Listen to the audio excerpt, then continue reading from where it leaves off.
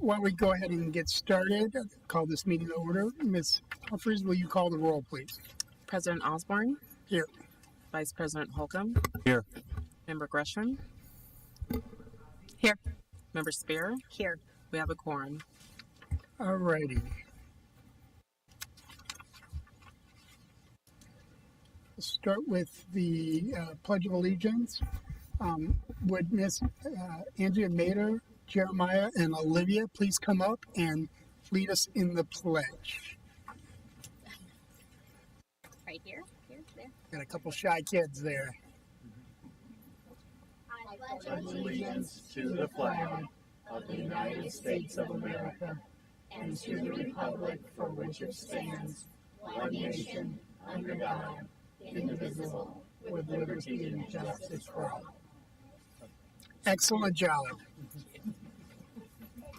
All right. Do I have a motion to adopt the agenda? So moved. Second. Ms. Spear and Ms. Holcomb with the second, please vote.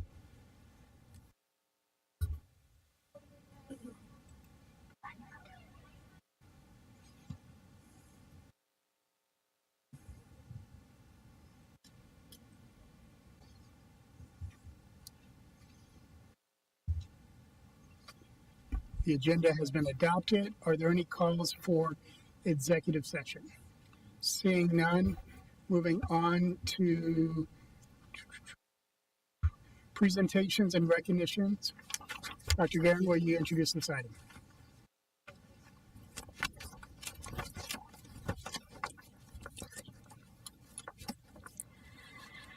I would like to introduce Ms. Anna Andrews, President of MSD38, who will recognize the merits and accomplishments of several of our staff members. We do have a video first, highlighting visits to schools. Can I do my introduction really quick? Sure. Okay, thank you. The You Make the Difference and Shining Star Awards are presented by the Madison District Classroom Teachers Association and Madison Administration to recognize the certified and classified staff who truly demonstrate Madison's vision of inspiring passion for learning and leading in an ever-changing world. And then please enjoy this video, which shows the award recipients as they were surprised by Dr. Guerin with the announcement of their celebration. Just like Publishers Clearinghouse. I don't have a big check, though.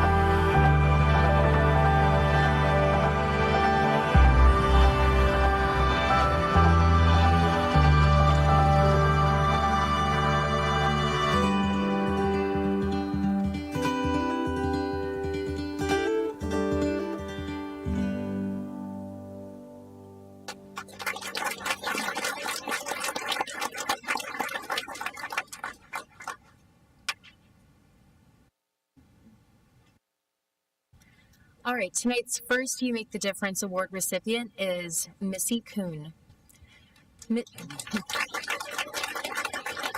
Missy Kuhn has changed her teaching methods as new technology and programs are created. She uses additional district-approved programs to help reinforce her lessons. She makes sure that she sets time aside to work with the students during independent time. She uses clear PowerPoints and will print them for her students to ensure they have a resource. She also uses great ideas in her elective class. Mrs. Kuhn works positively with all her students. Students always respect her and say hi to her when they see her out and about. Previous students return to say hi to her and thank her for impacting their lives. Younger siblings of her current students also talk about her and wish to be in her class. She is one of our most positive teachers at MTA. Missy enjoys teaching about health. Her elective class is full. Students and parents appreciate how she makes her lessons relatable to real life. Students are beginning to understand the importance of physical and mental health. She makes her classes fun and engaging. Mrs. Kuhn does support all our professional development meetings. She always wants to learn what is new and how she can apply it to her classes. She wants to do what is best for her students. She discusses the importance of being a lifelong learner when talking with her students. She explains how she learns from her students. They give her new ideas that can help other students. Missy is on different committees at school and will support the norms and share ideas. All of Missy's peers and students love Missy. She is the grade level team and supports the ideas of her team and others on campus. She listens and tries new ideas, and she is a mentor to her team and others on campus. Please come on up.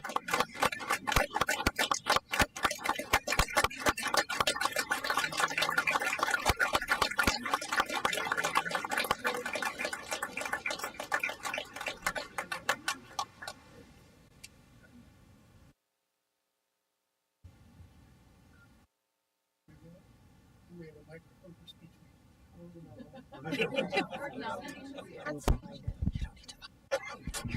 Thank you. Do you have anybody here with you? My husband Adam, daughter Ari, and son Dante.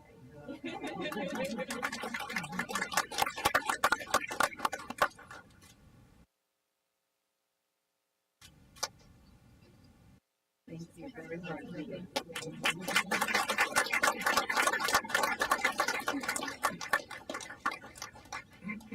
Our next You Make the Difference Award recipient is Diana Maloney. Diana is not only an amazing first grade teacher, but she is also a wonderful mentor to other teachers. An example of this is the mentorship she showed to a colleague who returned to teaching after a 15-year hiatus from the classroom. Diana took the colleague under her wing, spent many hours of personal time to help with lesson planning, and modeled different teaching skills. When another new member joined first grade this year, Diana jumped in to support her as well. She doesn't just think about her own classroom, she focuses on inspiring others to be the best for their classrooms. Diana genuinely wants to help, is generous with her time, and is someone who can always be counted on by others. Diana is a critical thinker when it comes to what she teaches in the classroom, why students may perform a certain way, and how to best improve our teaching. She provides great feedback during first grade PLCs, positively impacting our grade level and our campus. Diana is a great role model for students and teachers. Diana is also so inspiring. She is always thinking about how she can reach her students. She'll wake up in the middle of the night to start planning if she gets an idea. Diana stays late to create games and works hard to incorporate cooperative learning into her classes. She has a deep, burning passion for learning as well as leading students and teachers to have the same desire and outcomes. Did you know that Diana started off as a kindergarten aide back in the early 2000s? She was then inspired to go back to school to become a teacher. She has spent almost 20 years at Rose Lane educating our youth. She was made to be a teacher. Her colleagues learn from her daily and aspire to be as skillful an educator as she is. Diana is an amazing person who deserves to be recognized for her outstanding efforts and for making a difference at Rose Lane.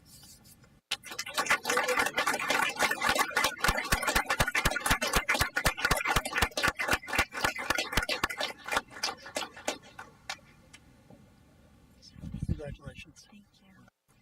Congratulations. Thank you. Thank you. I see you have experience dealing with the class at home.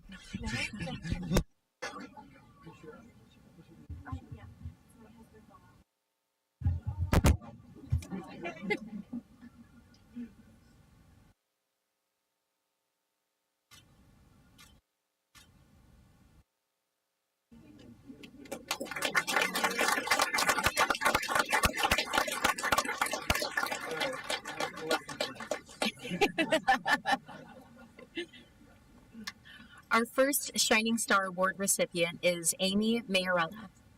Affectionately known as Miss Amy, Miss Amy is a kindergarten aide at Rose Lane.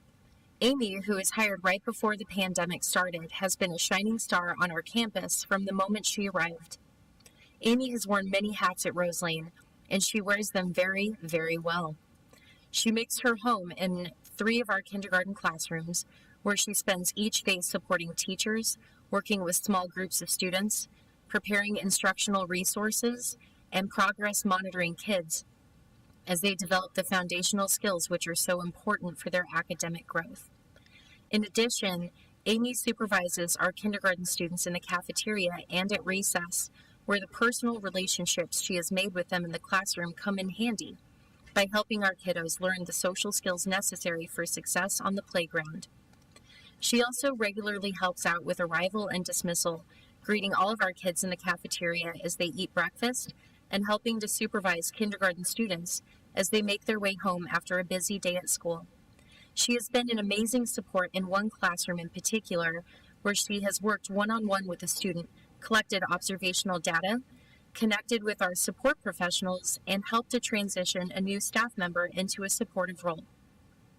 Looking back a little further during the first year of the pandemic, Amy played such an important role with the students who were on site online. She was with a group of our kindergarten and first grade students every day in the library, supervising them as they worked in their virtual classrooms. For many students, Amy represented the friendly, helpful, and skillful professional who helped them when they had trouble with their computers, couldn't find their online assignments, needed help with their masks, or missed being at home with their moms, and she knocked it out of the ballpark each and every day. We could not have gotten through the pandemic without Amy's kind, generous, and solution-focused spirit. She is ready to help at a moment's notice, communicates well with her colleagues and our parent community, and comes up with creative solutions to thorny problems. We are so proud of our shining star, Amy Mayarella.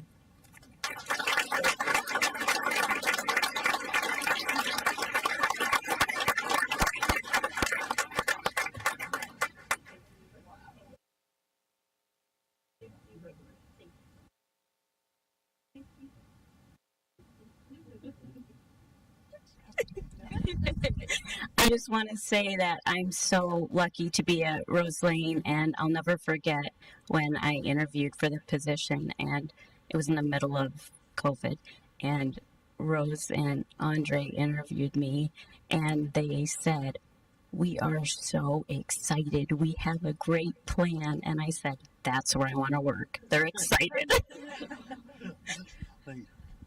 Thank you.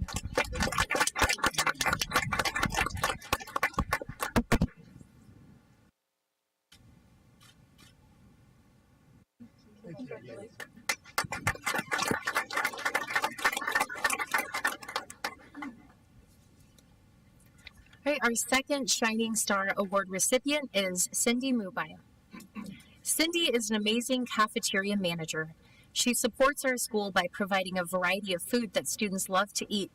In addition, she supports our campus by ensuring food is ready so students don't have to wait long. Cindy is supportive of her kitchen staff. She is respected and appreciated by her team, MTA staff, and students.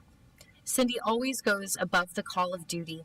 When students have a spill accident in line, she is there to help the student, help them with getting a new plate of food, and also making sure they do not feel bad. She knows her students that need a special meal and makes sure that they have lunch ready on time. She goes above and beyond to make certain teachers have food too.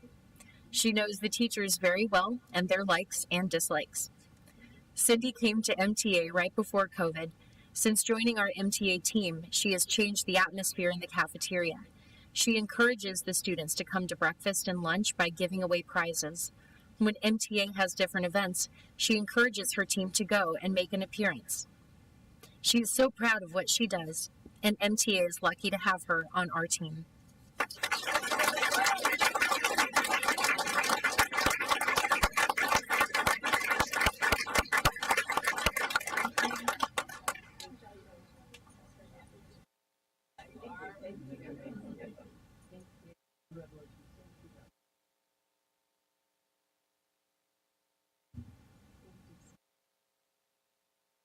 Yeah, I'll say a few words. Hi, and thank you.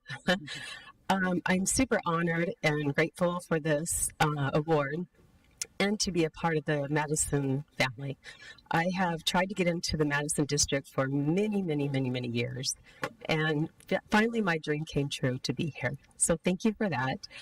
I would like to say hi to my son Anthony, my mom Cookie, my cousin Desiree, my brother Bill, and his girlfriend Kelly. And that's it. We have 2 generations of Madison here my mom, Cookie, came here to Madison, and Desiree also joined Madison. So we have family here that must have been in the school district. So thank you. It's amazing. Yes, thank you.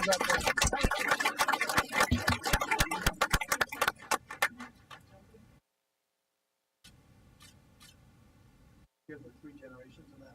Yeah. Why don't you bring them up? Yeah. Please. They're like, no, really? Yeah. That's what you get for someone to avoid. Over 10 people watching online.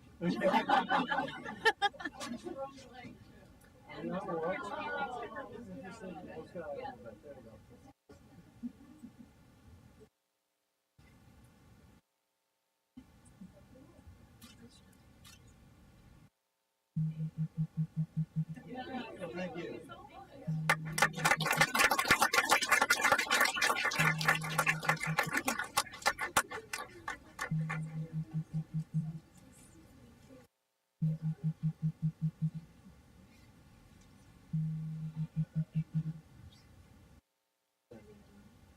That's me.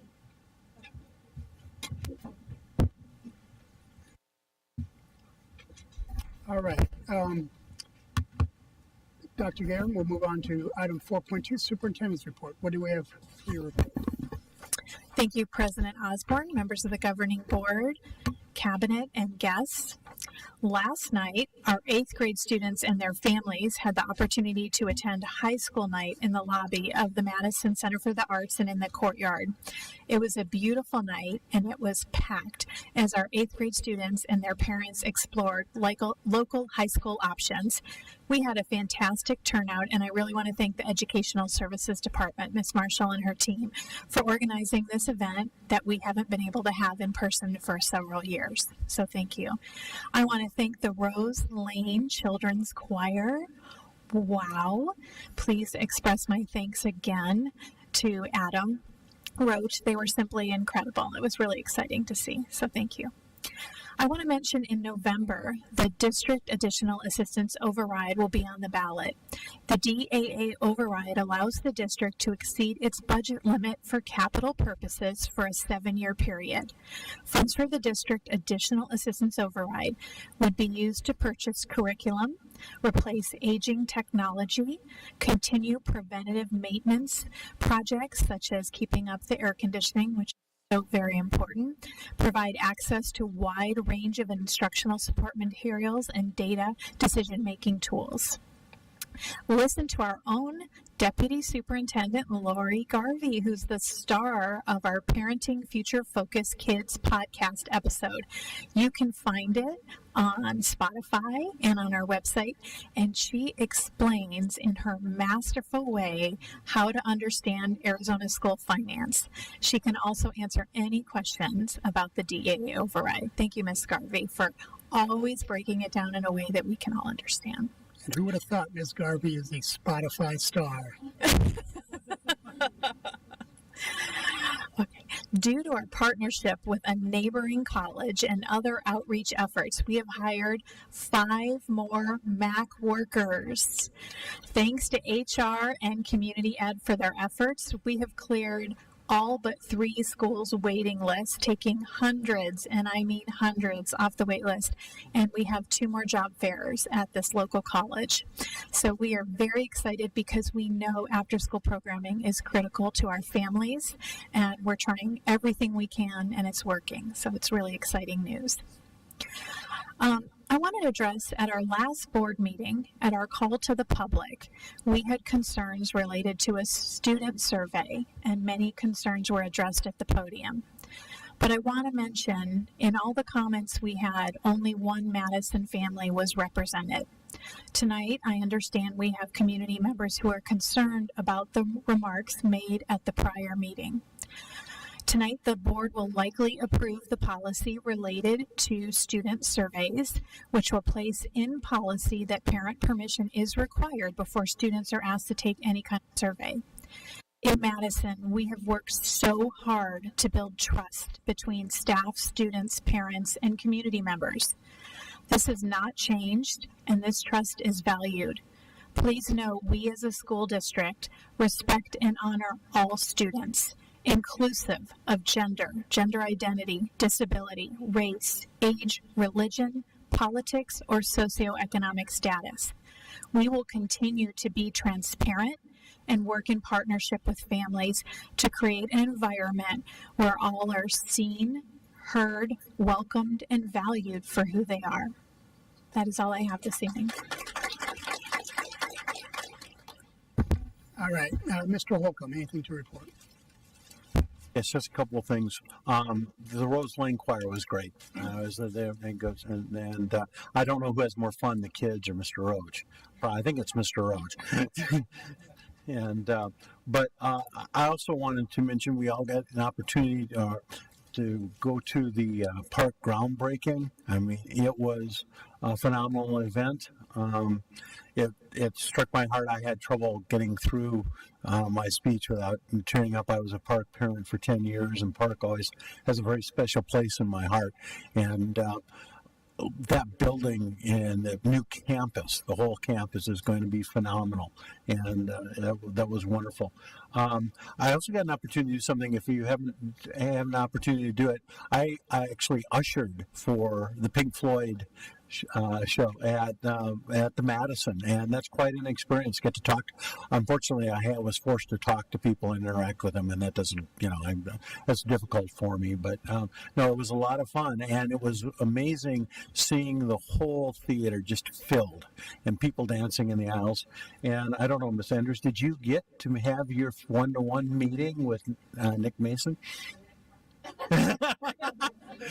See, you got to meet Nick Mason, and I got to usher and clean up after the crowd. So it shows where we are on the level of the pyramid here. That view is shared by the rest of the board. Yeah, well, thank you very little. In any event, also I wanted to bring up from the Madison Education Foundation, have the movie night coming up. It's still a sellout. They're looking for some people to help volunteers. That's free for all the community with food trucks, so they're still looking for people to come and help that evening. It'll be a lot of fun. The movie is Luca, which is actually a very good movie. It's fun, but it's also very much about inclusion and acceptance. And so I thought it was a great choice. And the Madison Education Foundation is in the process of handing out its first semester teacher grants, which is always a very fun thing to do. And with that, I don't think I have anything else. All right, Ms. Spear, you want to go next? Congratulations to our Shining Star recipient and You Make the Difference Award recipients. They really do make the world go round. And also to the Rose Lane Choir, I am so sad that I missed it. My own children caused me to be late and miss the Rose Lane Choir. So I blame them, and I'm hopeful that I'll get to see a video of it anyway. I do want to clarify my role as a board member and also the values and background that inform my service for those who made calls to the public on October 11th. I've served on this board since 2012. Prior to that, I led bond and override campaigns, chaired a site-based committee, and testified in support of public education at whatever legislative budget appropriation hearing was going on at the time. I've been a taxpayer and a resident of Madison since 1998. I attended Madison schools myself quite a while ago, and my own 3 children did more recently. I believe that politics do not belong in public schools, and to use the words of a current state legislative candidate who came to the lectern on the 11th, I find it beyond objectionable when board meetings are used as a stage for divisive political theatrics. This is where we conduct the business of the district, and sometimes take a moment to celebrate our students, staff, and community. It is not open mic night. As a board, we are not required by state law or statute to have a call to the public, but we do it anyway. It supports transparency. It gives members of our community an opportunity to be heard. It makes us a more responsive board, and it strengthens our relationship with our stakeholders. History has shown that when we have honest discourse regarding legitimate issues, when we can identify winning solutions acceptable to all. However, when members outside of our community use this time to bring specious arguments and make baseless claims in an effort to create a wedge in Madison that does not exist, I find it beyond objectionable. Bigotry and falsehoods do not represent honest discourse or legitimate issues and have no place here. My colleagues and I know and follow state and federal laws, listen to Madison parents and taxpayers, endeavor to operate with integrity and transparency, and view everything we do through the core values in the Madison Strategic Plan, which are student-focused, leadership, innovation, growth, empathy, and diversity. Madison is the sum of its parts, and I'm proud to be a longtime member. As always, I welcome feedback, and can be reached at my email, which is spear@madisoned.org. Thank you. All right, Ms. Kazi. I just want to thank Ms. Spear for her meaningful and appropriate comments, and she just encapsulated exactly how I felt last two Tuesdays ago. So saying thank you for taking the time to do that and for sharing them. Very powerful. Wanted to also thank all of our award winners and the choir. Mr. Roach shared with me that he had 70 students audition for the 35 spots in a 3rd and 4th grade choir. That is extraordinary and really says, I think, a lot about the Arts Magnet program at Rose Lane. I was kind of blown away. He has the best singers. That is clearly, the man has plans. And Mr. Roach is always, like, with his use of choral music and bringing his a lot of music from his time period. I just love how I would never imagine they would have been choral pieces, but he makes it happen, and it's always fabulous. I also wanted to thank my fellow board members and all of the administrators who participated at our board retreat for the wonderful conversation. It was meaningful. I felt that we got a lot of good work done, and it's just always a pleasure being in the presence of such smart, engaged, committed people. So thank you. Well, I can't beat any of that, so I will pass on comments, and we will move on to calls to the public. Just so the audience understands, in the calls to the public, we cannot respond or have a dialogue. We can only direct Dr. Guerin to look into the issue. We hold everyone to a 3-minute time period, and with that, I will invite Ms. Anna Andrews back up to the podium to give some remarks. And you can spend some of that time talking about the Pink Floyd concert. Do you have 3 minutes or 3 hours? No, thank you. Dr. Guerin, members of the board and executive team, I address you periodically as the president of the Classified and Certified District Association. The last couple of years have been difficult on all of us, and while we are faced with new challenges this year, one thing remains the same. We all remain dedicated to showing compassion to all students. I'm sad to hear some of the negative accusations that were made at recent board meetings, but please know the work you are doing for our students, staff, and community is recognized and appreciated. While we all have different beliefs and backgrounds, Madison has always been a place where we can respectfully work together to do what is best for our students. Anyone who has been in this community knows that to be true. The reason I've stayed in this district for 12 years as a teacher is because of the camaraderie and compassion of this community. Everyone from the crossing guard to the parapro, to the parent volunteers, to the classroom teacher, to the site administrator, to the counselor, to the top district administrators, have always had the best interests, safety, and care for our students in mind. Anyone who says different wouldn't know the difference between Madison County and Madison School District. I want to thank you for all the work you have done to help us remain a great community, and thank you for your support in helping us support students.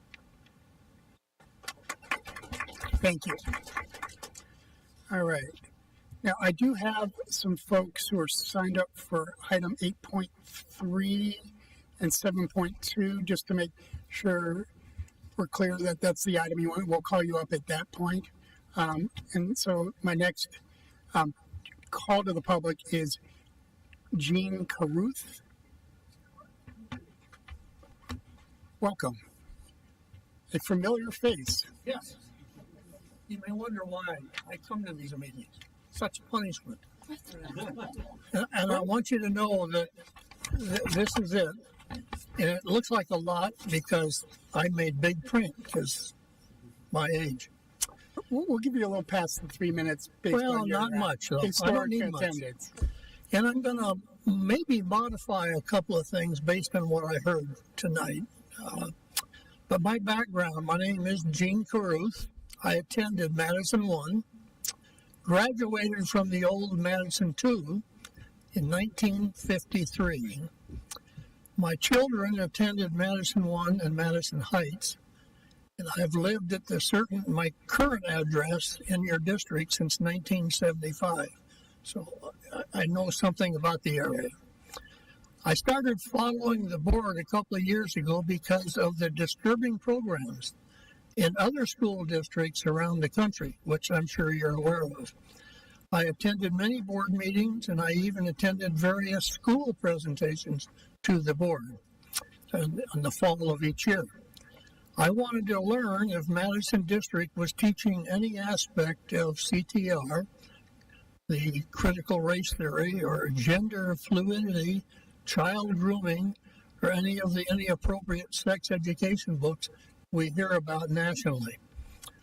So I was most interested this year in the school presentations to the board, and I blew it and missed a bunch of them. I wanted to see how the school reports their results based on the goals they established last time.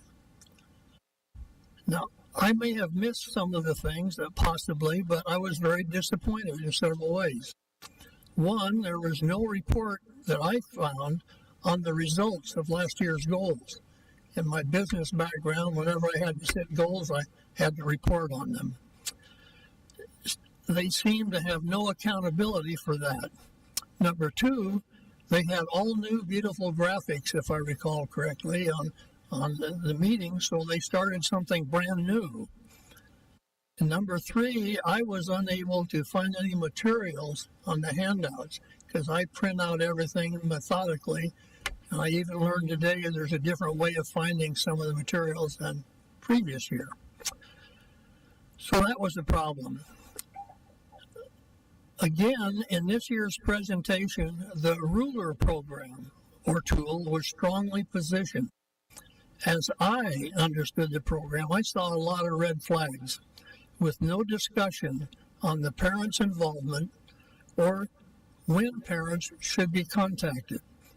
This program appeared to me to open the door for misuse and could be very dangerous. Other people have asked me about the board. I explained that my observation the board seemed to operate in a defensive approach with a strict process based upon meeting the letter of the law. I don't remember hearing key operating philosophies discussed to support or to reject a decision. Also, with all of the negative press that's going on in other school districts, I was surprised the board has not taken a positive, proactive position on some of these national issues. Obviously, I was hoping that'd be my position. The board feels different to me in these meetings. You might find this hopefully a little bit funny. In recognizing the staff and the teachers, this is a different board. However, when you turn to the official agenda, you're a different board. You seem more alive and more human until you're into the board meeting. This seemed to be reaffirmed to me in the last board meeting when several parents were upset about the survey and a teacher's comment supposedly that parents did not need to know. The focus of the board, specifically President Osborne, dealt with the survey process and the law about surveys. No comments on the topic of the issue that came out or the parents not needing to know. I have heard about many accomplishments of this district over the last couple of years and since 1975. But now one teacher may have created a situation where trust could become a problem. And I ask, do you as a board really want the reputation about Madison to be about pronouns, sexual orientation, critical race theory, or about your many, many accomplishments? How this is dealt with will define the board. And then I went on to say, I hope there's a discussion about this issue tonight, which there was. Thank you very much. Thank you for your comments, and there is an agenda item that I think we can shed some light on that as well. Okay, that's all I have for the calls to the public. Everyone else has signed up for an agenda item, so we will call you up when that item comes up.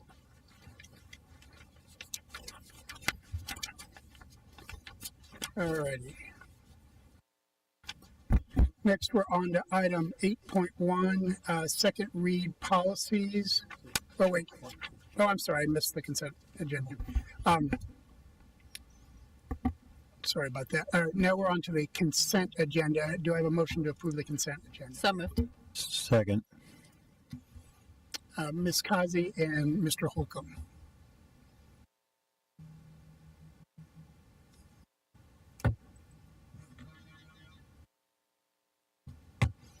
Please vote.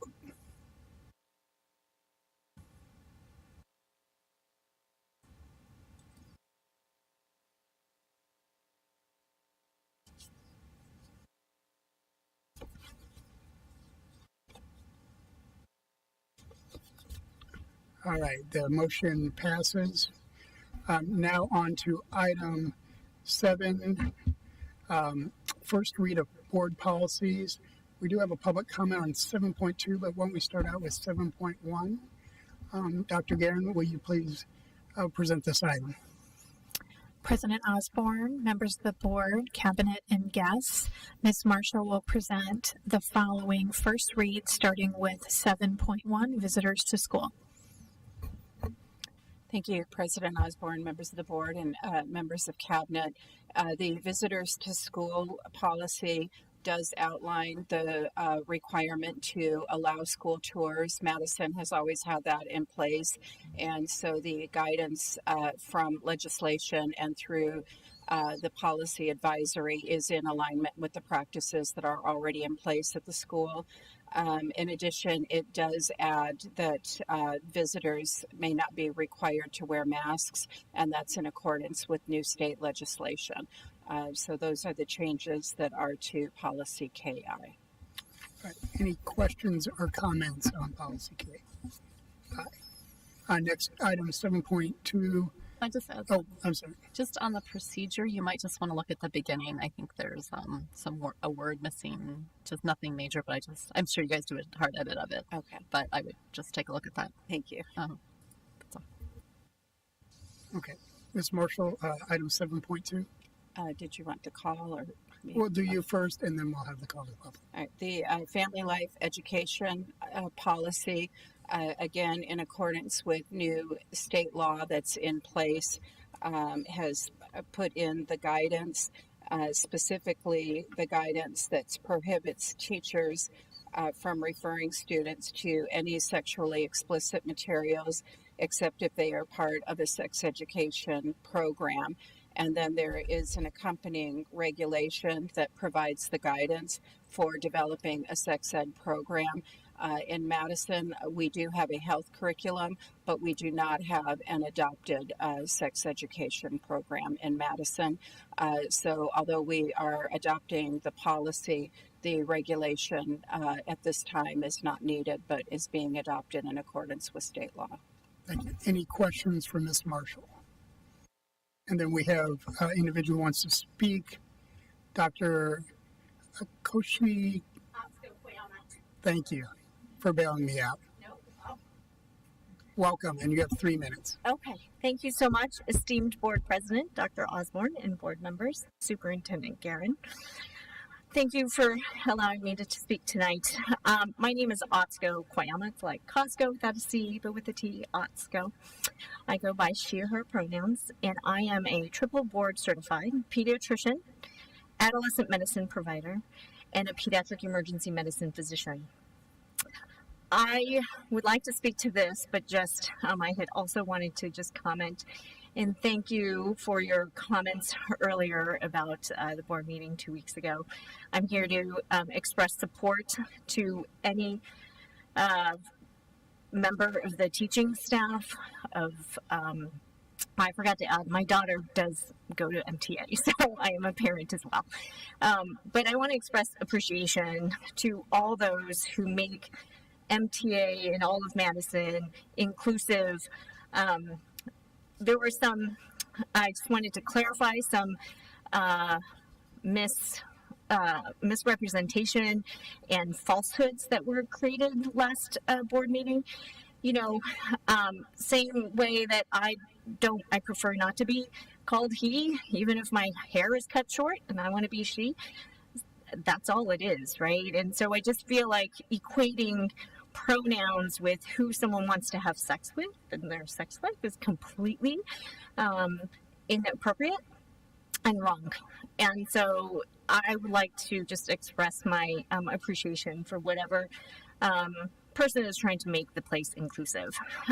Also, just to be clear in terms of this, at the end of this, if you scroll all the way down, there's a section that talks about the desire to make sure that whatever sex ed that is executed should promote childbirth and adoption over elective abortion. And I'm here to really encourage, just strike that thing. All three are options for our for pregnant people. So in 2019, 3,175 girls less than 15 years old were pregnant in the U.S. And of those 3,175, 4 of them were on their third pregnancy. These are girls 14 and younger. They should have an option with their family to do whatever they choose to do, and they should not be shamed if they choose one option over another. So regardless of whether they choose to continue a pregnancy, whether they decide to, have an adoption or go through abortion, they should not be shamed. And by encouraging, Just wrap it up. Okay, so just by encouraging two options over another, I think it shames people choosing whatever option that's not talked about. So I think it can be scrapped. Thank you. Ms. Marshall, I have a clarifying question for Ms. Marshall. The state statute's pretty explicit about that provision. Am I correct on if we are going to do a sex ed program that we don't have a choice? That is correct, and you'll see that there are no changes to that section of the policy. So previous legislation that's already in place has guided that section of the policy. So while we appreciate your comments, I just want to kind of give some guidance that our hands are tied even. I've gone to the State House to make this comment as well. Yes. Thank you. All right. I appreciate it. All right. Now on to 7.3. Ms. Marshall. 7.3 is for policy KB, which is the parental involvement in education. This is similar to a policy we talked about at the last board meeting for parent access to records, where we spoke specifically about library materials.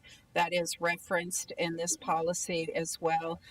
But also, again, parent access to records that relate to their child. Again, Madison has had this practice in place prior to this legislation. The legislation does say that parents can make that request through the district office rather than a child's school. And we have accepted it both ways, through a school or through the district office. Additionally, in the exhibit, which is not up for adoption, but is included as part of the policy, they have added the verbiage from the Parents' Bill of Rights, so that is all available within the exhibit. And then based on House Bill 2161, it does provide the guidance for a parent if they feel that they have a cause of action against the district. Questions or comments? Mr. Holcomb. Yes, I just want to clarify in relation to this. It really doesn't. This policy and what was enacted by the legislature and imposed upon the district doesn't change our procedures or policies, because as we've implemented them, we're doing the same thing we did before. That is correct. The addition is that the library records, which was from a different policy, is also included in this policy to have a way for parents to access the list of the library materials, which again had already been in place in Madison, and for parents to be able to get a list of the materials that their child borrowed from the library. Great. Thank you. Any other questions or comments? All right, now into 7.4. And why don't you also go into 7.5 since they're related, and then we'll take questions. 7.4, the immunization of students. This, again, in accordance with state law, does put in the prohibition against a COVID-19 vaccine or any variant of COVID-19 to have that vaccination to attend school. But also, one nice thing changed to this policy. Every year, this policy is updated because the dates of birth for the school-age children, of course, change. And so now, instead of listing the table with the requirements by those birth dates, they have a link to the county website, and therefore we won't need to bring this each year to the governing board. So that's a nice change to have. The communicable infectious diseases, which is policy JLCC, again, similar to the visitors on campus, says that we cannot require masks of people that are visiting the schools. Okay. Any questions or comments on these two items? Again, these are state mandates that we're just adopting, in essence, by reference. All right. Now on to 7.6. The referrals to other agencies is the policy. The changes are in accordance with the Jake's Law legislation on suicide prevention. Jake's Law provided funding to access, and so schools may refer students to behavioral health services, and the funding would be through that Jake's Law legislation. All right. Questions or comments on this item? All right, on to the next one. The basic instructional program change is that 9/11 instruction is now required in schools, and the Arizona Department of Education will help develop materials so that they are age appropriate for students. Questions or comments? All right, now on to 7.8. The hazing policy, the change that is made here is that the definition of hazing now links to the criminal statute. And so in a school district, now the definition for hazing will be the same definition that is in state statute and that link to criminal statute. Ms. Causey. So is this legislation, was it in response to the hazing that was happening at the program, at the football program specifically? Do we know? There have been some incidents of hazing in some public schools, and Ms. Causey is correct, it has been in the football programs. Okay, thank you. Any other questions or comments? All right, 7.9. 7.9 and 7.10 are very similar. 7.9 is for the intramural sports and 7.10 interscholastic sports. And this is the new legislation for saving women's sports that requires that the sports be a boys team, a girls team, or you can have a co-ed team. But the sports are based on the biological sex of the students. If I may, and that is again something that's being imposed upon us by the legislature. That is correct. This is in response to legislation.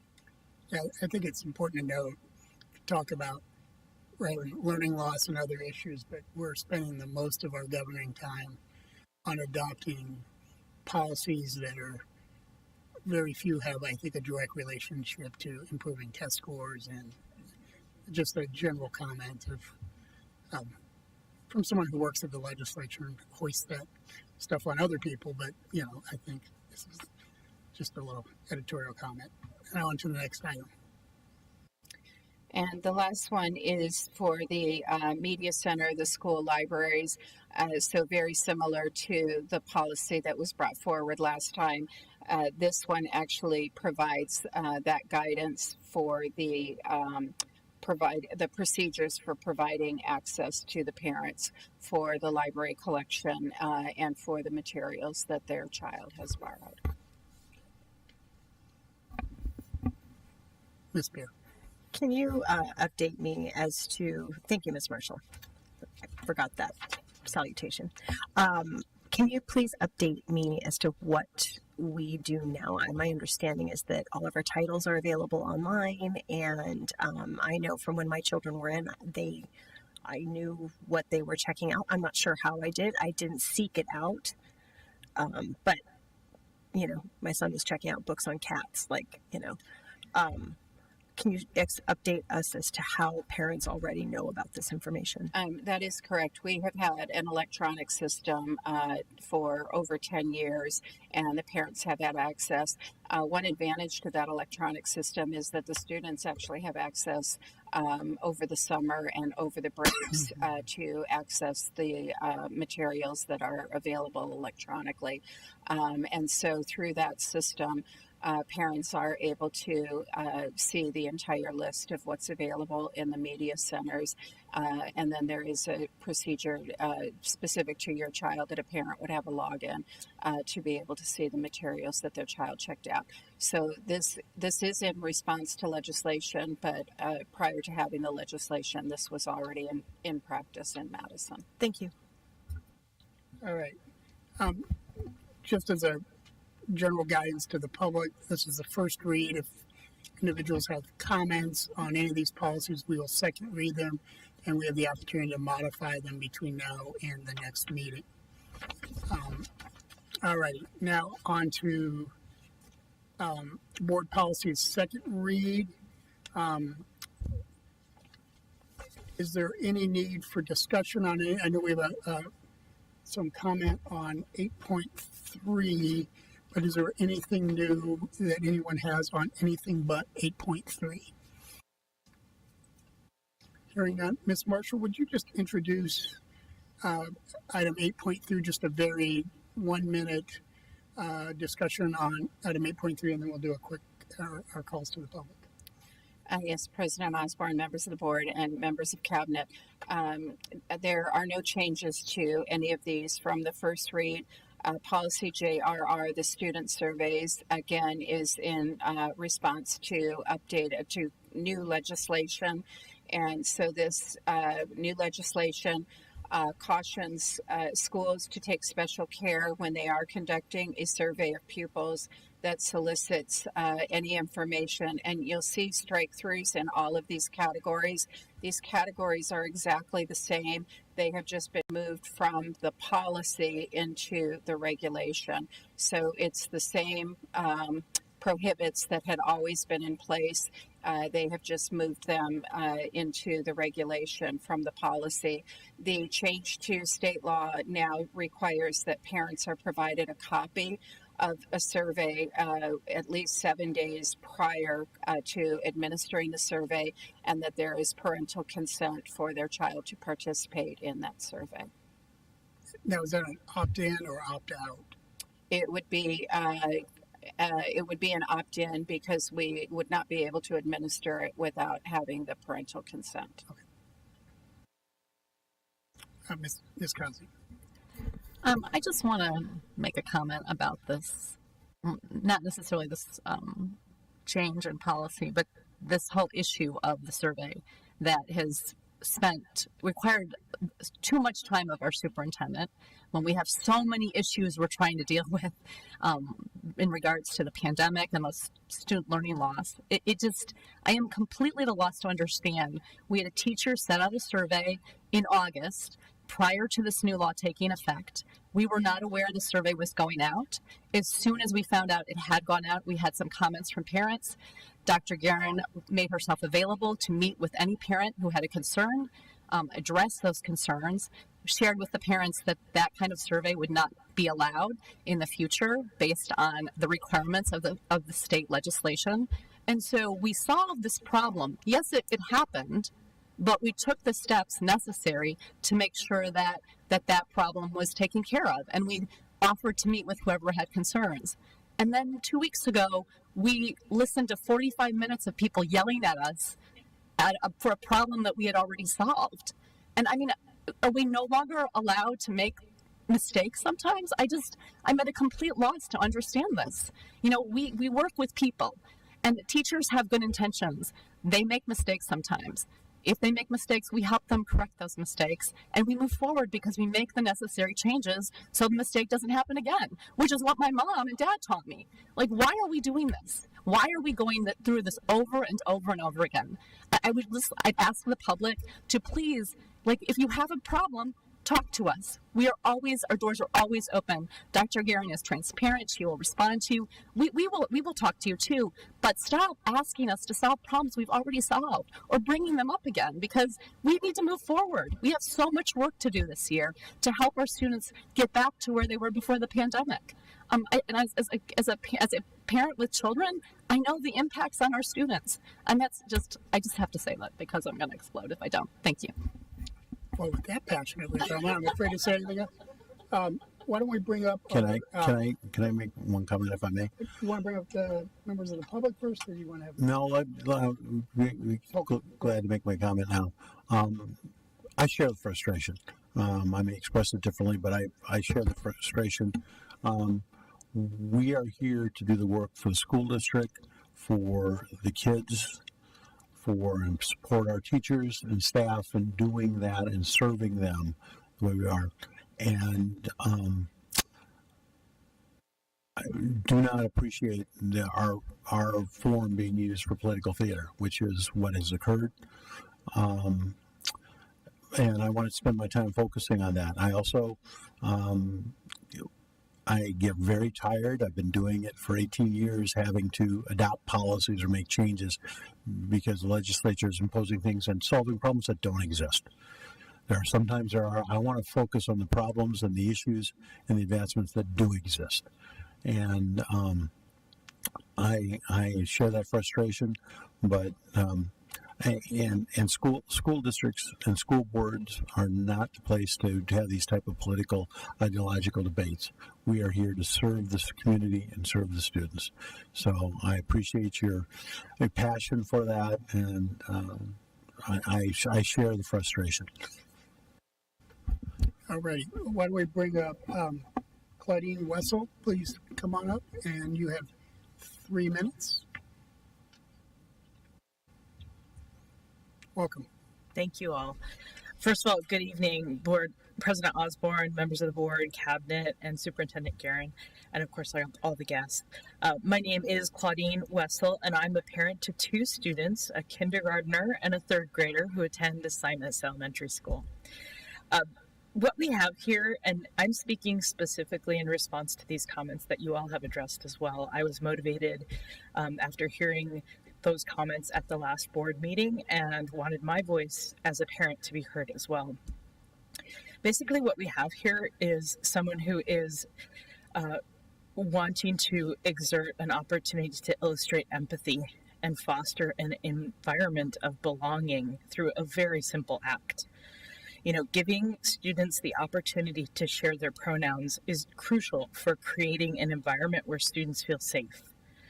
Inviting students to share their pronouns is just the first step towards respecting people's identity and creating a more welcoming space for people of all genders.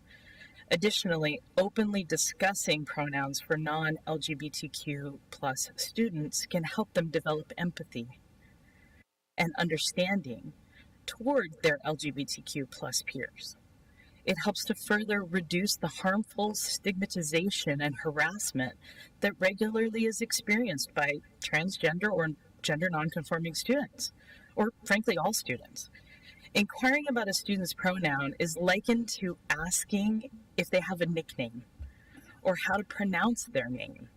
It shows respect, kindness, and it models vulnerability that arms them with the skills that can be put to use throughout their lifetime.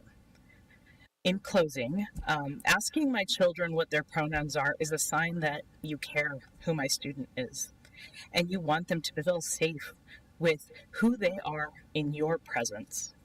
That's what I expect and welcome in the world-class educators that we have here, and why I've chosen to enroll my students in the Madison Elementary School District.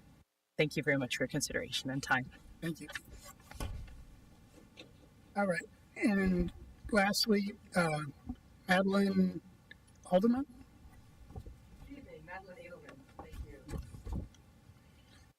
You know, if you stopped teaching cursive a long time, so it's coming back to me. Is that an L? Is that a, you know? It is. You know, pronouncing one's name correctly is really a respectful thing. Thank you for asking. And it really is similar to what our former speaker just said. I'm here, I want to just say that I'm who I am because of my elementary school teachers. I hope that my ability to be an educator at Arizona State University can be traced directly back to some of the people that I'm still in touch with from my elementary school. It makes me weepy just thinking about it. It was a glorious, wonderful, loving set of relationships that I had. I'm here today as a social scientist, a researcher who works on gender-based violence and the institutional solutions to it. And I'm also a teacher of your children, I hope, one day, when they love learning and love learning more about the world. Maybe they'll want to come to ASU and be in my classroom one day. I'm also here as a person who does service in the community. I'm one of the co-founders of our local GLSEN chapter, and I currently serve as the co-vice chair of the GLSEN National Board of Directors. We're a national education organization dedicated to creating evidence-based, LGBTQ inclusive K-12 schools. I've done this service to the community now for exactly 20 years and just finished my 25th at ASU. I was invited here by parents who were concerned by the display that you endured last couple of weeks. And so I'm really here to say thank you for the kind of follow-up comments and concerns that you've exhibited and expressed informally and formally. And for the public record and for public education's sake, just take a moment to talk about the fact, as the medical doctor did before, that the distinction between gender and sexuality is firm. There are relationships between them, but one's gender is between one's ears. It's about how you think about yourself in terms of your masculinity and or femininity. One's sexual orientation is about how you feel about other people based potentially in part on their gender or genders. And we're really concerned as adults here today together about the level of suicidality. We heard a moment ago about Jake's Law and how important it is to have the kind of behavioral health support for our children when they need it. Well, unfortunately, suicidality is at a higher disproportionate level among LGBTQ students. And to that end, we know that affirming, supportive adults who are educators really do make a difference in the sense of belonging, which then translates into people's educational outcomes and long-term health. So I'll just say in closing that if I had students, I would want them to attend here in the Madison District. I live in Central Phoenix. It's really convenient for me to be here this evening. And all of your students do deserve to learn and be able to be parented and taught in a warm, inclusive school community that you're creating here. People want to enroll their children in that kind of school, and they want to work in that kind of school. So I hope to be able to tell more and more people about your district. Thank you very much. Thank you. All right. Any other questions or comments on any of the items in item number 8? If I may, just one more. Mr. I apologize for doing more, but the last speaker brought this more forefront to my mind. A few years ago, when this issue was really starting to brew, we had presentations at the ASBA legal conference. And as a lawyer, when listening to that, what came across is not anything about the law or anything in the laws, but what was absolutely clear across the country was that these issues about gender identity, about the transgender, all of that, when it was dealt with at the school level or the classroom level with the kids, the parents, the teachers, there wasn't a problem. I mean, it was really, that was the way to do it. The community that was directly involved and impacted, there wasn't a problem. When it got to the legislature or the school board or outside people who weren't part of the community that was being affected, that's where all hell broke loose. And I think and from my view, that's the way you deal with these things. The community that is impacted, the parents, the kids, the teachers, the school. If you deal with it at that level, at that human level, this is not a problem. It's definitely not a problem for the kids. The kids that are around and in the community. It's when those who are not involved and those with the political agenda get involved to try to take it one way or the other. It's not that one side's right or one side's wrong that we have the problem. And I think what we demonstrated is that's the approach that I think is appropriate, and I think that's part of the caring part of being in Madison. Thank you. Ms. Spear, you had a follow-up. Would you say that what you're talking about is local control? I would buy I just thought that should be, that should be put there for the record, that what you're talking about is local control, which is something that I hold very near and dear to my heart. It is what many of the state legislators also claim to hold near and dear to their heart, but instead we are now we are actually in the era of big government. The notion of conservatives, like what I grew up with, Burton Barr, for instance, who I knew as a child very well, lived across the street from me. That is no longer the kind of governing that's going on right now. And so I just thought I would point out that what you're talking about is a very true conservative notion of local control, which I support. Thank you. So I'll call for a motion and then I'll explain my vote. If we can take all of item, unless there's objection, all of item 8 is one motion, that would be appreciated. So moved. Do I have a second?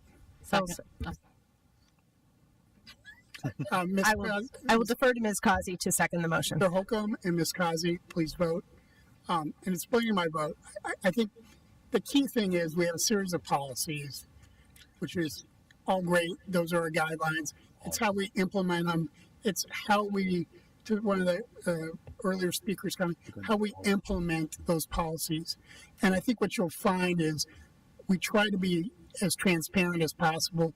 In many cases, we're overly transparent.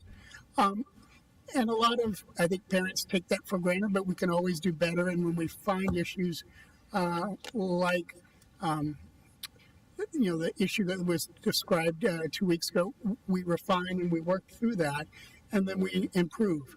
I think it's also important to note that imagine you're a teacher, you've been a couple of years on the job, and every year you got a new rule book of policies and procedures that come down from us that you have to know. And it's a challenging issue. And as to Ms. Causey's point, we do make mistakes.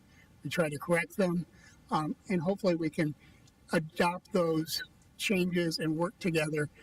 My 8 years on the board, we've made lots of mistakes, but we've always endeavored to fix them and do that in a communicative manner. So with that, I vote aye, and the motion passes. All right. Now on to item 9.1, bond and override report. If I, Mr. President, and clarification, although it showed up as just voting on the one policy, what we voted on was the entire group of 8. Correct. We did vote on the entire group, and we'll make sure that it shows on board docs that each one was voted on as a group. Thank you. Thank you. All right. Ms. Garvey, or just cutting straight to the... All right, here we go. President Osborne, members of the board, cabinet, and guests. Next, we will have Ms. Garvey present item 9.1, the bond and override report. Ms. Garvey. Thank you. Good evening, Mr. President, members of the board, Dr. Guerin, and cabinet. Tonight's report is how we spent our override and our bond dollars last year. We touched on it in our last meeting with the AFR, but the added component that we do need that is required by law is how we are also budgeting for next year, the current year that we are in. So our M&O override total expenditures were almost 4.8 million. Those expenditures are spent along the same way that our M&O budget is spent. So 85% of them, of those funds, went into salaries and benefits, and then 7.2% to purchase service, and then the utilities and supplies to round it out at 7.8%. And then for next year, the total M&O override, and I keep saying next year because that's the way the budget is presented here, but the current year that we're in, the M&O override increased to 5,188,436, with that budget being allocated along the same percentages that the rest of our budget is. The next override we have is the capital override, or the district additional assistance. The expenditures this last year were 3,131,914, and the budget was 3,136,955. Of that, we really had 6 main categories in which we spent money. In total, the copiers were 125,000. The largest item represented here is in the curricular resource, and in that curricular resource, we do have the math adoption, some instructional aids, and library books. We have preventative maintenance in total of 26,250. But our next largest category after the math adoption or curricular resources is technology and software licensing of 720,000 total. Of that, 623,000 is instructional technology. We have a lot of subscriptions that have annual costs to them, and that is what that instructional technology is. Next year's budget is 3,178,202, and it's broken out amongst the instructional technology, curricular resources, preventative maintenance, and copiers again. Now we are going to go. Yes. Mm-hmm. So, on the copiers at the district office, I assume those are at the print shop predominantly? Yes, some are at there, and then we do have a few here. Okay, I just wanted to ask. And on the bond expenditures, so now we're going to our bond. We currently have 2 bond series or bond projects outstanding. The first one was our 2014 bond that was approved by the voters. We've issued all of the funds under that bond, which were 95 million. To date, we have spent 91,327,704. So we have a balance in that bond of 3,672,000, and that money is left at this moment. We do spend according to the pamphlet because that is what the voters have approved. That money is in purchasing furniture, equipment, and technology, which is going to go towards the Madison Park remodel for equipment and furniture and technology there. And then on our next bond project was approved by the voters in November of 2019 for 90 million. We've had one issuance so far of 35 million. Of that, we have spent 12,678,416. So we have the 77,321,584,000 left. Of the money that's been spent so far, we have a few smaller items in there, such as a little bit of the Madison Meadows construction that was finalized, so final pay app, and we have some fencing at Heights, but the rest of the money is all towards Madison Park rebuild. And we do have the beginning of some of our security measures that we're working on. The initial phase of that to get the projects going are in there as well, but we will see the bulk of that money spent in this current year. So that would be our expenditures coming up for next year. In there we have the Madison Park rebuild, the Madison No. 1 Dining Commons renovation, our safety and security measures, which we have a lot of that going on this year, affecting all schools and all sites, furniture, equipment, playground equipment, and a bus or two. for this year, sorry. Are there any questions? Kind of on the buses question, have we ever explored looking at electric buses? I know the technology is still emerging, but is that an area that at some point we may want to consider more robustly, or I assume you've looked at that at some point? Yes, and we currently do have an electric bus, and we have submitted for 2 more grants. We were awarded one, and there's another upcoming grant that we are looking at. In fact, I think we were awarded maybe for 2, and so we are pursuing those options, as they are probably, an electric bus is about double the cost of a fuel bus. So, but these grants are helping us either pay for that completely or bring the cost of those electric buses into the range of a fuel bus. Especially with the diesel fuel costs going to be high for the next few years. Yeah. Mr. Holt. Yeah, if I may, on the electric buses too, if you talk to your wife, she's really involved with the electric buses and transportation, trying to work with APS to get the rates down. And because currently the cost of electricity is still higher than fuel, but I think that'll change as we go in the future. And I think that's a very laudatory moving towards the electric buses. It actually works better for school districts than it does for the larger transportation because of the distances and the ability to charge during the middle of the day.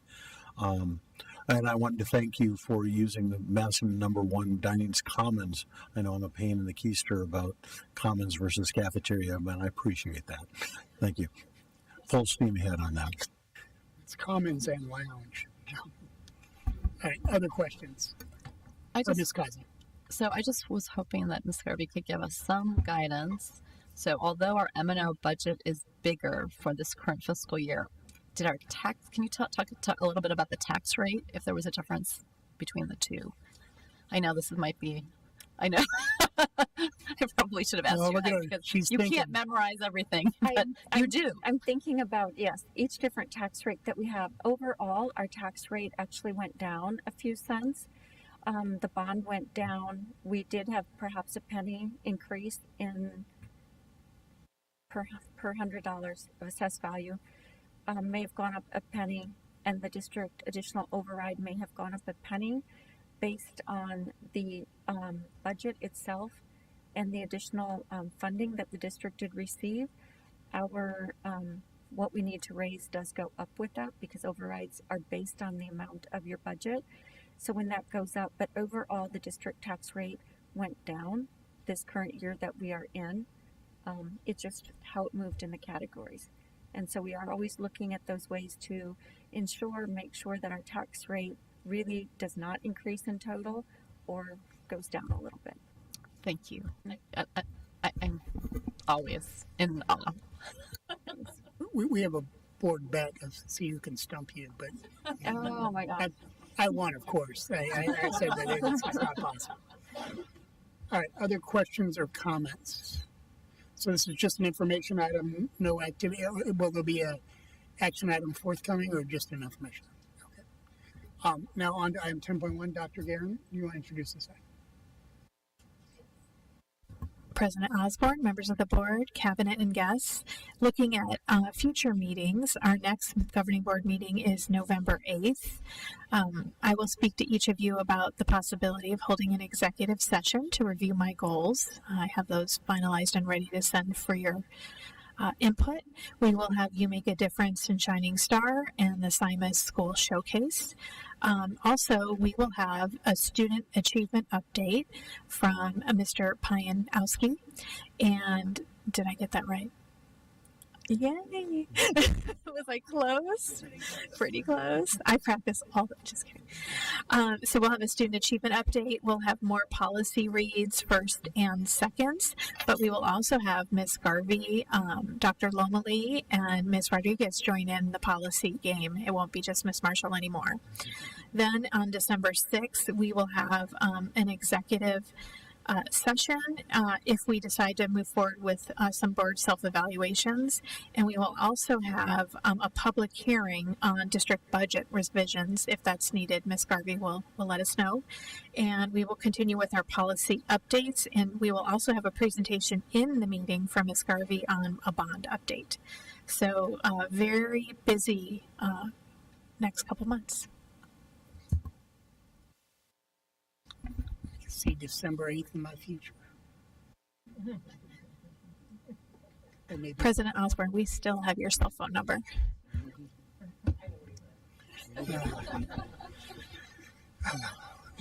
all righty. Do I have a motion to adjourn? So moved. Second. All right. Motion by Ms. Spear, second by Ms. Cosby. Please vote. I'm just thinking the suns are on. I'm going to be home this time of year.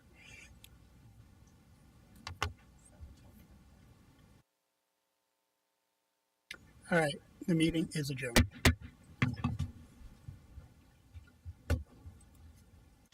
Do you need the cards? Yes, I will take those.